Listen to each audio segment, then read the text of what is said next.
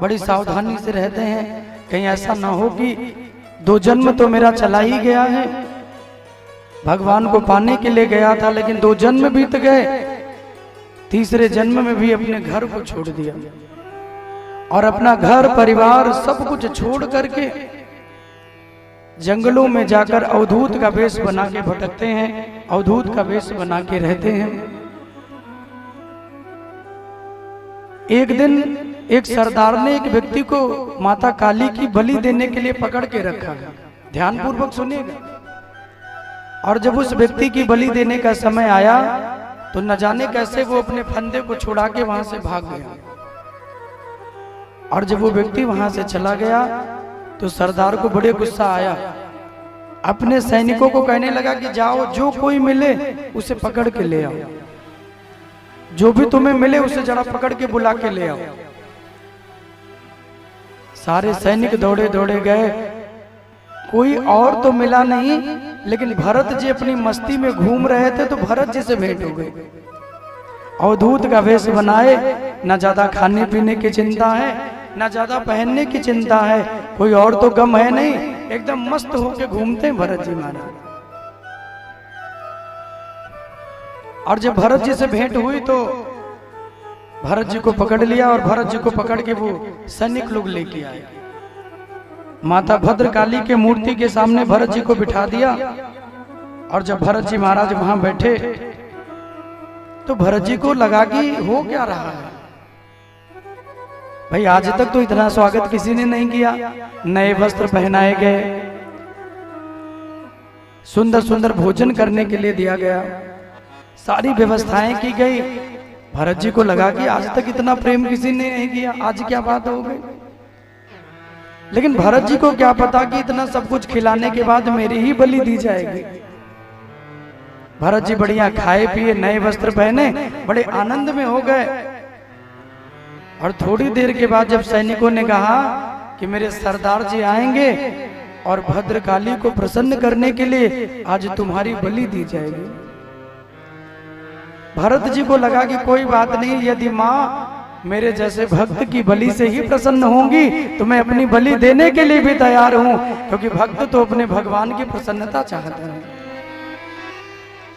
भक्त को सिर्फ एक कामना है, मेरा कोई ऐसा कर्म ना बने, मेरा कोई ऐसा सत्कर्म ना बने जिसके द्वारा मेरे प्रभु को कोई कष्ट हो जाए, जिसके द्वारा मेरे भगवान को कोई कष्ट हो जाए।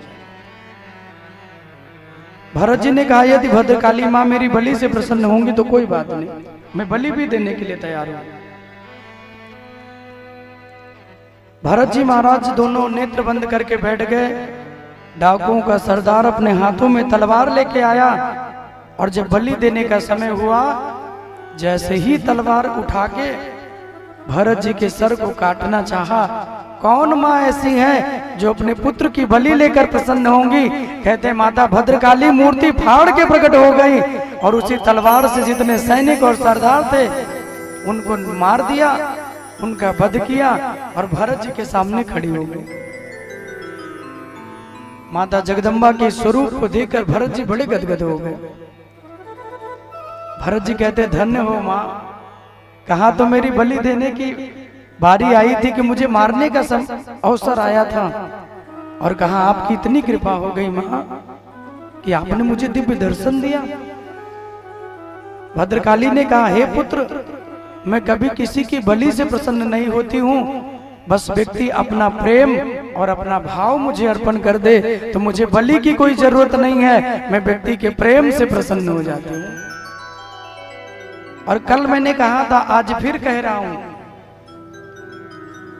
भगवान किसी के व्यंजन के भूखे नहीं हैं। यदि व्यंजनों में प्रेम ना हो, भाव ना हो, तो 56 व्यंजन भी भगवान कभी भोग नहीं लगाते। और यदि तुम्हारे व्यंजन में प्रेम है, तुम्हारे भाव में वो शक्ति है, वो भक्ति है, तो सूखी रोटी का भी भोग गोविंद को लगा दोगे तो 56 भोग समझ के भगवान तुम्हारे सूखी रोटी का भोग लगा देंगे। आपको और किसी चीज की, किसी वस्तु की कामना नहीं होगी। इसलिए कभी भी भगवान के लिए कोई सेवा करिए तो प्रेम और भाव अवश्य होना चाहिए। मोहन प्रेम बिना नहीं मिलते, चाहे कर लो कोटि उपाय। भगवान बिना प्रेम के नहीं मिलते भैया। भगवान प्रेम के पुजारी हैं, इसलिए भगवान के लिए प्रेम नितांत आवश्यक है। भद्रकाली माँ का भरत जी महाराज ने दर्शन किया। अवधूतों का वेश बना के घूमते हैं, लेकिन एक दिन सिंधुवीर देश का राजा रहुगण अपने सैनिकों को पालकी में बैठकर और सैनिकों के संग में भगवान के सत्संग के लिए जा रहे हैं। देखिए मेरे बंधु, संतों ने कहा है कि भक्ति वही श्रेष्ठ है जिस भक्ति को करने के लिए किसी को कोई कष्ट न दिया जाए, किसी को कोई हानि पहुंचा के, किसी को दुख दे के, किसी को कष्ट पहुंचा के जो भक्ति की जाती है ना, वो भक्ति भगवान स्वीकार नहीं करते हैं। भक्ति भगवान के लिए हो तो किसी को कष्ट दे के ना हो। मान लीजिए कोई 4 बजे उठते हैं, 4 ही बजे माला करते हैं, 4 ही बजे भोग लगाते हैं, तो तुम तो नहा धो के उठ के बैठ गए, लेकिन जो तुम्हारे लिए भोग लगाएगा वो, ये भी तो देखना है कि दूसरे व्यक्ति को कोई कष्ट ना हो। भक्ति उसी समय पे और उसी योग्य की जाए जो लोग जुड़े हों, उनके जीवन में कोई कष्ट ना हो, उन्हें कोई दुख ना हो भक्ति करते हुए, तो वो भक्ति भगवान के प्रति श्रेष्ठ मानी जाती है। अब राजा रहुगण सत्संग के लिए जाते हैं, भगवान की कथा के लिए जाते हैं, लेकिन 4 लोगों के कंधे पे बैठ के जाते हैं। क्यों? क्योंकि राजा को अपने राजा होने का, अपने पद के होने का बड़ा अभिमान है। और राजा रहुगण जब उस पालकी में बैठ के जा रहे थे तो अचानक से उनकी पालकी में लगे हुए 4 कहारों में एक कहार बीमार हो गया। कहारों ने पालकी को नीचे रख दिया और राजा ने आज्ञा दी कि जल्दी जाओ और कोई कहार ढूंढ के लेके आओ। तीनों कहार दौड़े दौड़े गए। अब किसी से कहें तो कोई तैयार ही ना हो, कोई मिले ही ना जो पालकी को उठा सके। और जब आगे बढ़े तो यही भरत जी अपनी मस्ती में भ्रमण कर रहे थे और भरत जी को देखा, बोले भैया मेरे राजा की पालकी उठाओगे? भरत जी को लगा कि आज तक तो दुनिया का बोझ उठा के ही आए हैं, चलो एक बार राजा के जीवन का भी बोझ उठा लेते हैं। और भरत जी इतने श्रेष्ठ हैं ना कि कभी किसी काम के लिए भरत जी मना नहीं करते हैं। सैनिकों को संग और राजा की पालकी को भरत जी ने उठा लिया। अब भरत जैसा साधु प्रेमी, भरत जैसा संत किसी की पालकी को ढो रहा है। भरत जी को लगा कि राजा को उपदेश देना बहुत जरूरी है, क्योंकि जब कोई व्यक्ति सत्संग में जाता है, कथा सुनने के लिए जाता है, तो उसके अभिमान की निवृत्ति हो जानी चाहिए, क्योंकि अभिमान जीवन में होगा तो कथा श्रवण का फल आपको नहीं मिलेगा। राजा रहुगण रोज जाते हैं, लेकिन अभिमान समाप्त नहीं हुआ। भरत जी महाराज जब पालकी को लेके चलने लगे, तो जब भरत जी पालकी को लेके चलते हैं ना, तो एक एक कदम भरत जी कूद कूद के चलते हैं। एक बार कूद जाते हैं, 2 बार कूद जाते हैं। जैसे कोई जीव जंतु, कोई कीट पतंगा दिखे, भरत जी को लगता है कहीं मेरे चरणों के नीचे कोई चींटी न दब जाए, उसकी मृत्यु न हो जाए। एक जीव भी मेरे चरणों के नीचे नहीं आना चाहिए, इतनी सावधानी से चरणों को बढ़ाते हैं भरत जी महाराज। जैसे कोई चींटी दिखती है तो भरत जी तुरंत छलांग लगा देते हैं। और जब भरत जी कूदते हैं ना, तो जितनी बार भरत कूदते हैं उतनी बार राजा का सर पालकी में टकराता है। एक बार कूदे फिर सर टकराया, फिर भरत जी कूदे तो फिर सर टकराया। राजा ने कहा कि भैया कौन से पागल कहार को ले आए हो जो कूद कूद के चलता है? इसको तो चलना भी नहीं आता है, तो बड़ा कूद के चलता है। राजा ने भरत जी को बड़ी डांट लगाई, क्यों महाराज, क्या तुमसे चलना नहीं आता? क्या तुम चलना भी नहीं जानते, कूद कूद के चलते हो? थोड़ी देर तो भरत जी आराम से चले, लेकिन चूंकि भरत जी का स्वभाव है, अब तक तो एक एक चींटी दिखती थी तो कूद के चलते थे, आगे चींटियों की लंबी कतार दिखी और भरत जी ने ऐसी छलांग लगाई कि राजा की पालकी कहीं जाके गिरी और राजा कहीं नीचे जाके गिरे। अब जब राजा रहुगण नीचे गिरे तो रहुगण ने कहा कि कैसे मूर्ख व्यक्ति हो, तुम्हें तो ठीक से चलना भी नहीं आता है, खा पी के इतने मोटे तगड़े होके घूम रहे हो, क्या तुम्हें शरीर का बोझ उठाने में इतनी परेशानी हो रही है? इतने मोटे तगड़े होकर भी एक शरीर के बोझ को नहीं उठा पा रहे हो। रहुगण राजा ने जितनी बातें कही, भरत जी महाराज सारी बातें सुनते रहे। भरत जी कुछ बोले नहीं। अथ सिंधु सौवीर पते रहुगण से व्रजते चु ताष्टते तकुलपतिना शिविकाहवा। भरत जी को तो यह है कि रहुगण राजा को के मन में जो राजा के अभिमान का जो बीज अंकुरित हो रहा है, उस बीज को मुझे नष्ट करना है।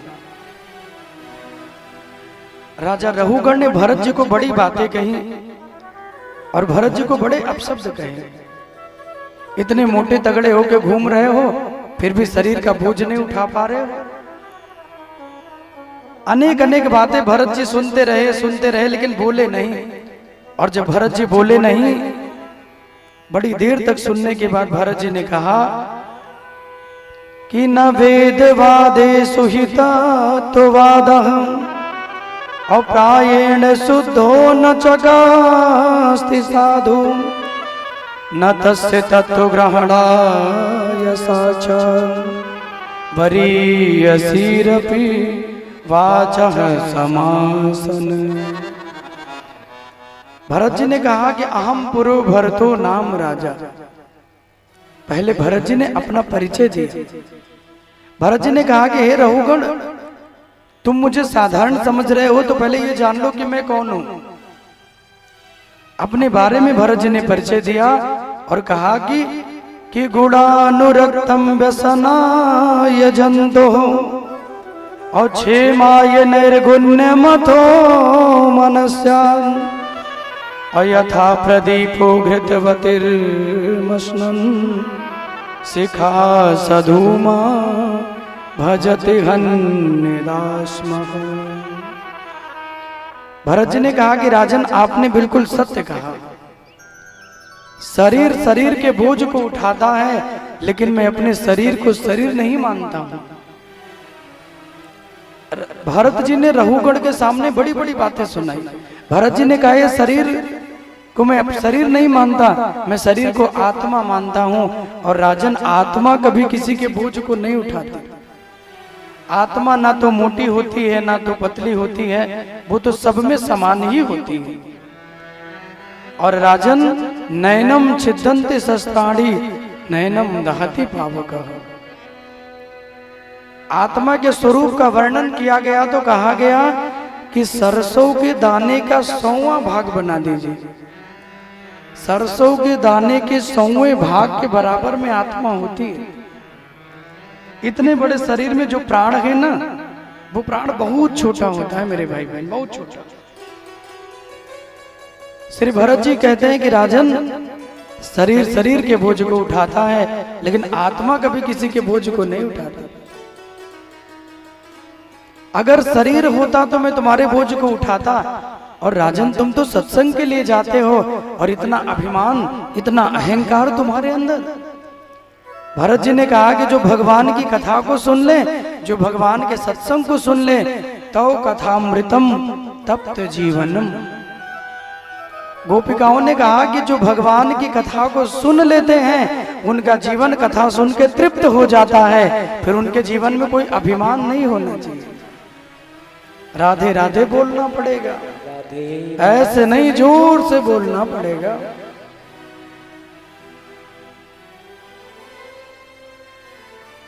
जो भगवान की कथा को सुन ले, उनके जीवन में अभिमान नहीं होना चाहिए। और जिनके जीवन में, जिनके हृदय में अभिमान हो, कबीरदास जी कहते हैं कि जब मैं था तब हरि नहीं, और अब हरि है मैं नाही, सब अंधियारा मिट गयो, जब दीपक देखूं माई। सब अंधियारा मिट गयो, जब दीपक देखूं माई। जब मैं था तब हरि नहीं, जब तक जीवन में मैं रूपी अभिमान